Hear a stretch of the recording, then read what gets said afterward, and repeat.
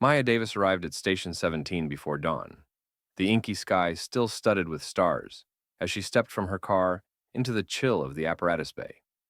She moved with quiet confidence, despite the knot of anticipation in her stomach. At 5:30 a.m., the station was still. Only the hum of the heater and the distant rumble of traffic disturbed the calm. Maya's turnout gear hung neatly in her locker. Charcoal gray coat, fire-scarred boots, and her helmet emblazoned with her number. She methodically donned each layer, Nomex pants, heavy boots, bunker jacket, until she was fully armored for the day's drills. Lieutenant Hargrove emerged from his office, coffee cup in hand. He gave Maya a once-over, lips tightening into a half-smirk. "Morning, Davis," he rumbled. "Ready for ladder training?"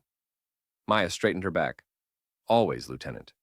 His eyes flicked down to her petite frame. "Just don't get too petite to handle ladder 17 today." The barb landed with the precision of a thrown axe. Maya forced a nod, stifling the sting. She clipped on her helmet, the metal shell tapping her forehead like a challenge accepted. Across the bay, burly firefighters, seasoned veterans with calloused hands and broad shoulders, gathered around the rig. They elbowed one another and exchanged skeptical glances as Maya strode past, her boots echoing on concrete. Captain Ruiz organized the morning briefing. "Today we run high-rise drills at the Aurora Tower simulation, 20 stories up. Maya, you're on ladder 17. Equipment check at 0700. His tone was matter-of-fact, but Maya caught a flicker of surprise in Ruiz's eyes, as if even he doubted she'd climb so high. At exactly 7 o'clock, Maya approached the turntable ladder, its hydraulic arms coiled like steel serpents. She laid a hand on the cold metal, inhaling steadying breaths. Below her, the bay's fluorescent lights cast long shadows. Above, the ladder segments reached into semi-darkness. With practiced precision, she clipped her safety harness to the anchor point on the ladder base and tested the ratchet on her gloves. Every click was intentional, every movement rehearsed. Doubts, whispers of "too small" and "can't handle it," swirled at the edges of her mind, but Maya silenced them, focusing on the drill's objective: perfect technique under pressure. At 7:05, the ladder extended in mechanical whirs, each joint sliding free. Maya gripped the lowest rung, fingertips braced on cool metal. The bay grew silent. Even the veterans watched intently from behind the safety line. With unwavering resolve, she planted her boot on the first rung and hoisted herself upward. Each movement was deliberate. Right hand, left hand. 3 points of contact always maintained. The familiar weight of her pack pressed into her back. The hiss of her SCBA, a constant reminder of the real danger she trained for. By the time she surpassed the 10th floor mark, the ladder beneath her feet trembled slightly, an expected vibration that would send lesser climbers retreating. Maya leaned into the ladder, her core steadying the sway. She pushed past thoughts of inadequacy, channeling every ounce of muscle memory from countless drills. At 15 stories, the simulation's halfway point, she paused only to wipe soot from her goggles, scanning the bay floor as if into a future rescue scene. Back in the station's bay, Hargrove watched with a tightened jaw. The snickers had died in his throat. Even he could not deny the precision in Maya's ascent.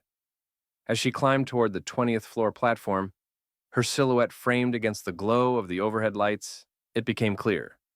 Maya Davis was no rookie stunt.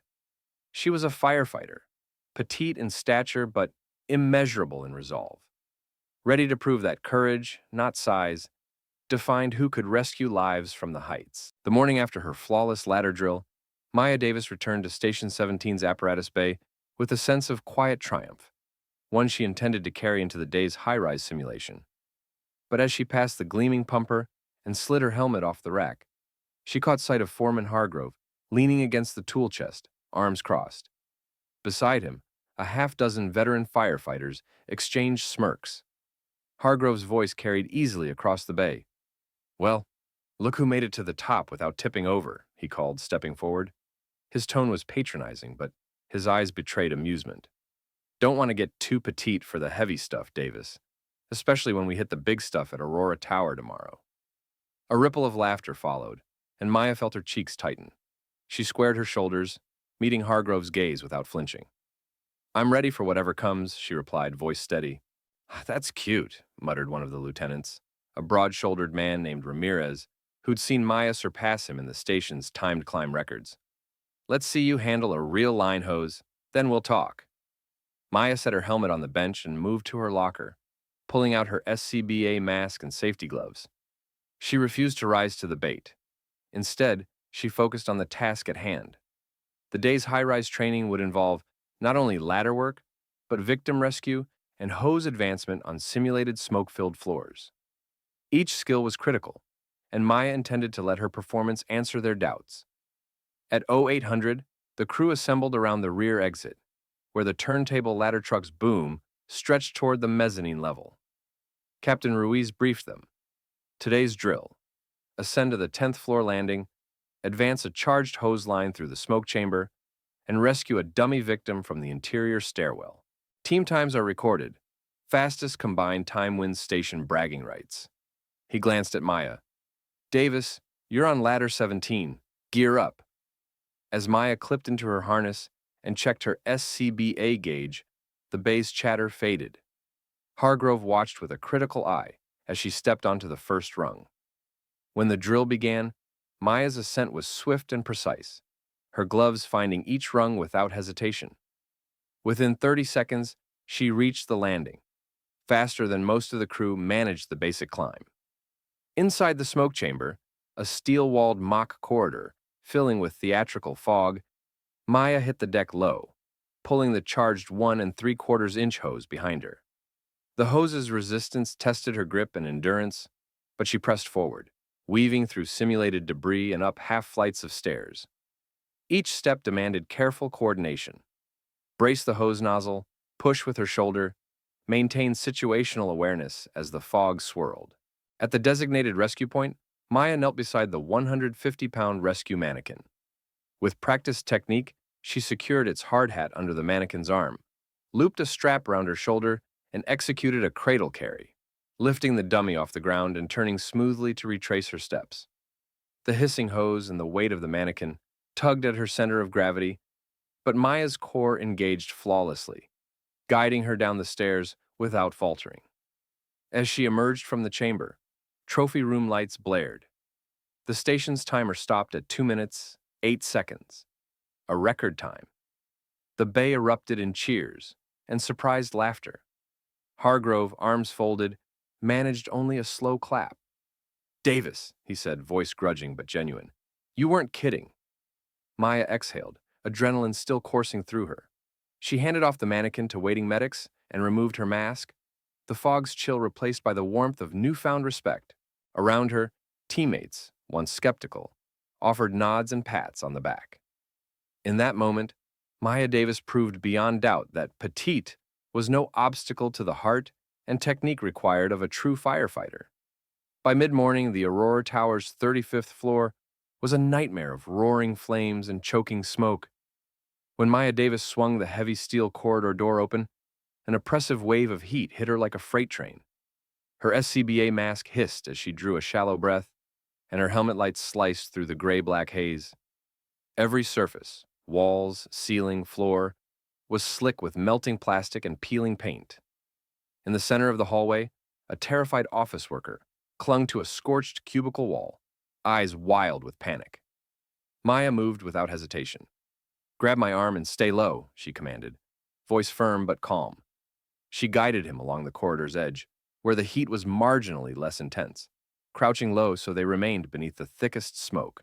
Each step forward was a precise negotiation with the charred carpet that threatened to give way under her boot, and the dripping ceiling that sent globs of molten material at her helmet. Suddenly, a roar shook the hallway as a ceiling beam snapped, unleashing a shower of sparks and debris. Maya threw herself flat, shielding the worker with her turnout coat as splinters peppered the steel-toed boots and hissed on contact. The worker stifled a scream. Maya pressed her hand to his back, urging him onward. This way, stairwell, she shouted, pointing to the emergency exit sign barely visible through the haze. They reached the stairwell door, its metal frame warped by heat. Maya kicked it open and ushered the worker inside, closing the door behind them to stall the advancing flames. Recovering her composure, she checked her oxygen gauge, 20% remaining, then toggled her flashlight to high beam. Her HUD glowed a soft green, guiding her to the next rescue point, the makeshift infirmary at the end of the corridor. Maya raced back through the Inferno for the second time. Each second above ground was measured in rising temperatures and falling oxygen. She paused halfway, pressing herself against the corridor's cooler concrete wall to steady her pulse.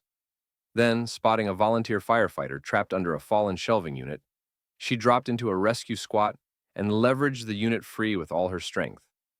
The firefighter scrambled to his feet, coughing, as Maya secured him beneath her arm and steered him toward the stairwell. At the infirmary door, a scorched metal bulkhead, Maya found 3 more victims: an elderly nurse clutching her radio, a maintenance worker with singed hair, and a blind janitor guided by the tapping of his white cane. She split her attention carefully, grasping the nurse's arm, guiding the janitor by the elbow, and signaling the maintenance worker to follow her belt strap.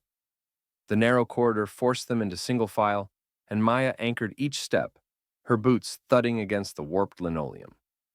As they descended the stairwell, the roar of the inferno above was replaced by the frantic shouts of paramedics awaiting evac. The nurse was whisked to a gurney, the maintenance worker led to a decontamination unit, and the janitor, hands trembling, pressed a trembling hand to Maya's shoulder. "Thank you," he whispered. Maya offered a brief nod and immediately turned back toward the smoke-choked corridor, knowing 7 more souls remained above. Each foray into the burning tower tested Maya's skill and will. By the time the last terrified office manager emerged, Maya's mask was coated with soot, her turnout gear damp with melted insulation, and her lungs screaming for fresh air. Yet as she handed off the final evacuee, she allowed herself a fleeting smile.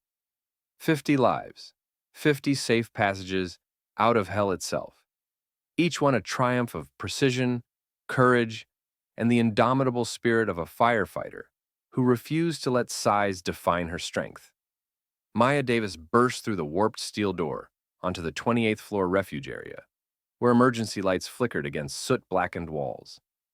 Dozens of dazed residents huddled on folding chairs beneath the harsh glare of portable lamps, some coughing, others weeping. The air vibrated with the low moan of gas-powered respirators and the distant roar of the inferno beyond the corridor. Without hesitation, Maya sprang into action. Spotting a collapsed paramedic pinned beneath twisted shelving, she dove forward, boots clanging against metal. Her gloved hands found a bent steel bracket. With a grunt, she levered it aside and freed the medic, who gasped as he drew a clean breath. Maya hooked an arm under his back and half-carried him toward the stairwell. "You'll be fine," she assured him, distributing weight between her back and legs to protect his spine. Back in the refuge area, Maya assessed each survivor with rapid precision. A middle-aged teacher sat slumped, clutching his arm. A young mother rocked her infant, wide-eyed with fear. 2 elderly parishioners clung to each other, faces streaked with tears. Maya knelt beside the teacher, checking his pulse, then wrapping his arm in a makeshift sling of her turnout coat. To the mother, she offered a comforting smile and scooped the infant into her arms, weight balanced expertly against her hip, as she slung the mother's hand over her shoulder. Before leading them toward the stairwell, Maya heard a feeble cry from behind a toppled metal table. She darted past the group, illuminating the shadows with her helmet light. Beneath the table lay a blind man, his white cane bent, breaths shallow. "Sir, I'm here to help," Maya said, kneeling beside him. She slid her arm beneath his, guiding him gently upright. "Follow my voice, one step at a time." He nodded, and together they edged toward safety, Maya's other hand brushing aside falling debris.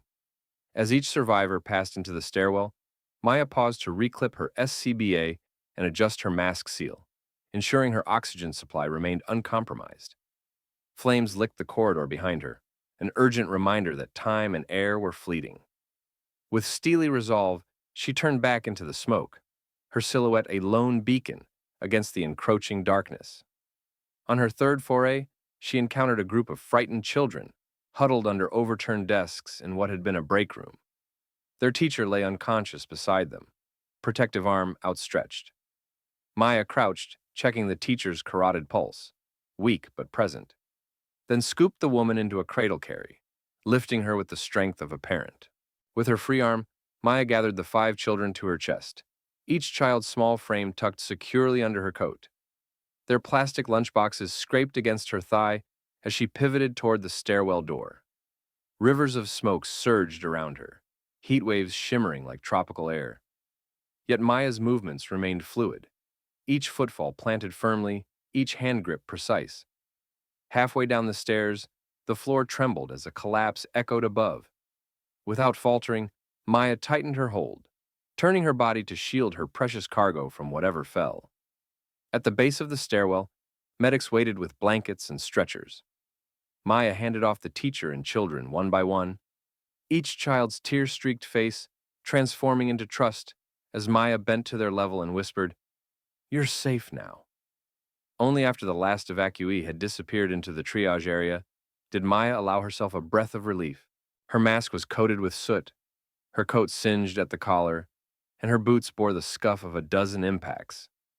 As she straightened, the adrenaline coursing through her veins, she realized that 50 lives now lived because of her execution of clockwork rescues, a ballet of measured strength, compassion, and unyielding courage. And though the flames still raged above, Maya Davis stood triumphant amid the ashes, the embodiment of heroism in human form. By the time the final civilian and injured firefighter had been evacuated from Aurora Tower, Maya Davis's body trembled with exhaustion. She stumbled out of the stairwell into the makeshift command post, where medics in yellow vests clustered around stretchers and a symphony of radios crackled overhead. Her turnout coat was scorched at the shoulders, seams fraying from the relentless heat, and every breath through her SCBA sounded like steam escaping a pressure valve. A paramedic intercepted her, gently clipping an oxygen mask to her harness. Maya's knees buckled, and she sank onto a folding chair beside a line of idling ambulances. Around her, firefighters peeled off their gear, faces streaked with soot and relief. The distant roar of the blaze was now punctuated by hoots of celebration and the urgent hum of rescue teams completing their duties. Inside the command tent, Captain Ruiz, face smeared with soot, eyes bright with pride, rose from behind his map table. He cleared his throat, and the crowd fell silent. "Everyone, hold off on secondary assignments," he ordered. Then, his gaze found Maya through the haze. "Firefighter Davis," he announced, voice thick, "you brought down 50 lives from that building today." 50 lives? He paused, meeting her weary eyes. "Not many could have done what you did." Reporters from local and national outlets pressed forward, shouting questions. "How did you find the courage to climb twice? Did you ever fear you wouldn't make it back?" Cameras whirled around her, flashes punctuating the dusk. Maya, still catching her breath, looked out over the throng and spoke with calm certainty. "I'm a firefighter. Fear is part of the job, but leaving people behind is not." Her words, clipped into a concise soundbite, were captured for the evening news and echoed across social media as number "Climb Like Maya" and number "Hero" in small packages. Meanwhile, back at Station 17, word of Maya's heroism had spread. That evening, she returned to find her bay doors closed and her colleagues gathered in a silent semicircle under the station's new training ladder lights. Lieutenant Hargrove stepped forward, helmet in hand, humility etched on his lined face. "Davis," he began, voice uncharacteristically soft, "I was wrong. You showed us all what real firemanship looks like." He extended his hand. Maya met his gaze for a long moment before accepting his handshake, an unspoken reconciliation of doubt and respect. In the station's common room, a banner appeared overnight. "Thank you, Maya." Donuts and coffee donated by grateful neighbors lined long tables. Firefighters, once skeptical, now stood shoulder to shoulder, trading stories of Maya's precision climbs and daring rescues. Firefighter Ramirez clapped her on the back. "You saved 50 lives today," he said, voice thick with admiration, "and you saved our pride too." That night, Maya sat alone in the now quiet apparatus bay, the echoes of celebration drifting away. She removed her boots and set her helmet on the rack, her fingers tracing the scorched metal. The trauma of the Inferno, the sting of past mockery, and the roar of the crowds all mingled in her mind. Yet in that stillness, Maya understood that this moment of reckoning was more than personal vindication. It was a turning point for every firefighter who ever doubted their own worth. As she turned off the bay's lights and stepped into the cool night air, Maya Davis carried with her the quiet triumph of lives saved, respect earned, and stereotypes shattered, proof that courage, skill, and unwavering resolve know no height limit. When Maya Davis returned to Station 17 at first light the day after the Aurora Tower rescue, she found the apparatus bay silent, an unusual hush settling over the gleaming trucks and coiled hoses. Word of her heroism had clearly spread. Now, her fellow firefighters formed two neat lines along the bay's edges, faces solemn, eyes fixed on the bay doors as they opened to admit their smallest member turned legend. Lieutenant Hargrove stepped forward, helmet tucked under one arm, voice uncharacteristically warm. "Davis," he began, pausing to meet her gaze, "we judged you by your size. Today you showed us what size really means." He held out his hand, an olive branch and a salute in one gesture. Maya accepted it, feeling years of doubt and derision fall away. Around them, the crew broke into a spontaneous, echoing applause that reverberated off the bay's concrete walls. Captain Ruiz then addressed the gathering, lifting his clipboard. "Effective immediately, Station 17 implements the Davis Ladder Fellows Program," he announced, and Maya felt a ripple of excitement through her exhaustion. Ruiz outlined the station's new training regimen, modeled on Maya's techniques, and designed to elevate every firefighter's skill. Precision climb workshops.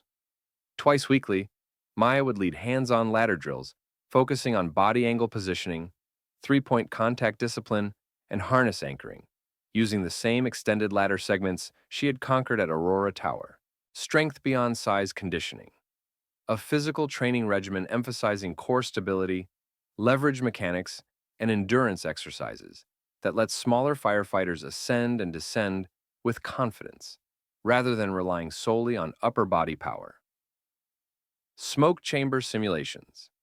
Monthly live fire exercises in the department's burn building, where crews, paired and rotated, would practice victim searches and rescues under Maya's direct supervision, replicating the high heat, low visibility conditions of high-rise infernos. Mentorship and feedback circles. After each drill, Maya and senior officers would facilitate debriefs, offering candid feedback, demonstrating improved techniques, and celebrating individual breakthroughs, ensuring that learning was continuous and collaborative. Over the next hour, Maya led the first precision climb workshop in the adjacent training yard. She demonstrated how to lean into ladder sway rather than fight it, how to transfer weight fluidly with each rung, and how to maintain clear radio contact with the ground crew. As she climbed and descended the extended ladder segments, even the most skeptical veterans watched with eager respect, jotting notes and mimicking her exact foot placements. By midday, Station 17's bulletin board boasted the program schedule and registration sheets. Dozens of names, including Hargrove's, signed up for the next session. Junior firefighters crowded around to ask technical questions. How do you adjust your center of gravity during a sudden gust? What's the best way to cradle a child while descending? Maya answered each with patience, turning every query into a teaching moment. That evening, as the sun dipped below the horizon, Maya stowed her gear in the locker room and heard footsteps behind her. Hargrove approached with a folded drill schedule. "I signed us all up," he said, handing it over. "We're doing this together." Maya smiled. No longer the lone underdog, but the catalyst for a shared standard of excellence. Across the city, news of Station 17's new training program reached other firehouses. Invitations arrived for Maya to teach at regional training academies and national conferences, honors she accepted on the condition that her methods remained practical and rooted in everyday station life. As Maya turned off the station's lights that night, she reflected on the journey from being too petite to earning the bay's respect. The Ladder Fellows program would ensure that every firefighter, regardless of size, could stand poised on a 40-story ladder and know they had the technique, strength, and support to save lives. In that realization lay her true legacy. A firehouse transformed not by one hero's ascent, but by the collective elevation of every member who dared to climb after her. 3 months after the Aurora Tower Inferno, Station 17's apparatus bay bore the marks of a profound transformation. Gone were the whispered doubts about too petite firefighters. In their place stood a culture of shared excellence and unshakable confidence. On a crisp Saturday morning, Maya Davis arrived to find the entire crew assembled outside under rising sunlight, facing the gleaming turntable ladder poised against the sky. Captain Ruiz stepped forward, his voice carrying across the quiet lot. Today we launched Station 17's inaugural Ascend for Lives challenge, he announced. Each of you will climb to 20 stories in full gear. But more importantly, you'll do it carrying the spirit Maya Davis showed: precision, persistence, and heart. The firefighters, men and women of every shape and size, broke into enthusiastic cheers, their eyes bright with anticipation. Maya offered a few words before climbing. This isn't about speed or beating the clock. It's about mastery, trust in your training, and knowing that on the other end of every climb is a life you might save. She clipped into the baseline and began her ascent. Gloves steady on each rung, pack weighted but controlled, face set in determination. Below, her teammates watched and learned, poised to follow her example. As the day unfolded, each firefighter tackled the climb in turn. When a sudden gust jostled one of the smaller team members, Maya's calm instructions crackled over the radio. Lean into it. 3-point contact, eyes up. You've got this. When another struggled under the weight of the hose pack at landing, she demonstrated a braced leg stance that grounded the body like a tripod. Every bit of her hard-earned technique rippled through the crew, knitting them together in a shared language of skill. By afternoon, the final climb concluded, and the bay erupted in applause. Maya descended the ladder for the last time that day, to find a bronze plaque mounted at its base, newly engraved, "For every step toward another's safety," in honor of Maya Davis. She pressed her palm to the cool metal, vision misty as her fellow firefighters gathered for a group photo, each face reflecting pride, respect, and unity. Later that evening, the crew hosted a community block party in the lot beside the station. String lights crisscrossed above picnic tables, where families sampled fire station chili and children raced toy engines. Maya moved through the crowd, signing helmets and answering wide-eyed questions. How did you climb so high? Weren't you scared? Each answer was a chance to inspire the next generation of firefighters to believe in themselves, no matter their size. As dusk deepened and lanterns glowed overhead, Maya found a quiet moment alone by the ladder. She traced the etched words on the plaque, recalling every rung she'd conquered, from the dismissive sneers at dawn to the Inferno's crackling heat, to the bay's thunderous respect. In that glow, she understood her journey had built more than a program or a plaque. It had reshaped Station 17's identity and set a new standard for what courage truly meant. With the city skyline glittering behind her, Maya Davis turned back inside, ready to carry that legacy forward, one precise, resolute step at a time.